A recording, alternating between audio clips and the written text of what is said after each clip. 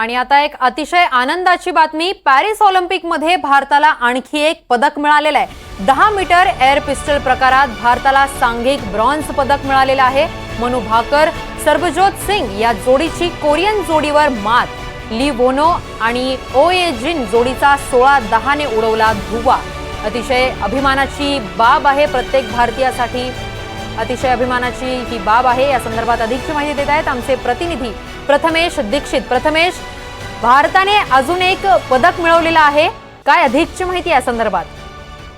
नक्कीच किरण, आपल्या सगळ्यांसाठी ही अतिशय आनंदाची बातमी आहे। आणि पॅरिस ऑलिम्पिकमध्ये ज्या खेळाडूने आपली सुरुवात आपल्याला बरोणी करून दिली पदकाची, तीच मनू भाकर देखील या मेडलमध्ये समाविष्ट आहे। 10 मीटर एअर पिस्टल प्रकार मिश्र दुहेरी हा जो इव्हेंट असतो, या इव्हेंटमध्ये ती काल क्वालिफिकेशन राऊंड मध्ये 3ऱ्या नंबरवर राहिली होती, त्यामुळे तिला ब्रॉन्झ पदकासाठी खेळावं लागणार होतं। त्यामुळे आज जी मॅच झाली त्याच्यासमोर तिच्या समोरचं आव्हान हे खूप मोठं होतं। दक्षिण कोरियाची जोडी होती ली वोनो आणि ओ ये जिन। दक्षिण कोरिया हा खूप मोठा तगडा देश मानला जातो शूटिंग मध्ये, त्यामुळे त्यांचं आव्हान मोडून काढणं हे खरं तर खूप कठीण होतं।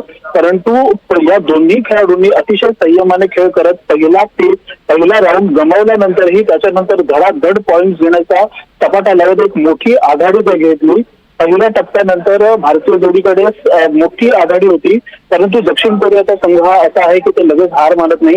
दुसऱ्या टप्प्यामध्ये दक्षिण कोरियाने खूप दमदार कमबॅक केलं आणि जी आपली पिछाडी होती ती भरून काढली। परंतु कुठलाही प्रेशर न येता, कुठलीही दडपण न बाळगता भारतीय जोडीने एक जो मोक्याचा क्षण असतो त्या मोक्याच्या क्षणामध्ये 10 पॉइंट्स ते गुण कमावले आणि भारताला आणखीन एक मेडल मिळवून दिलंय।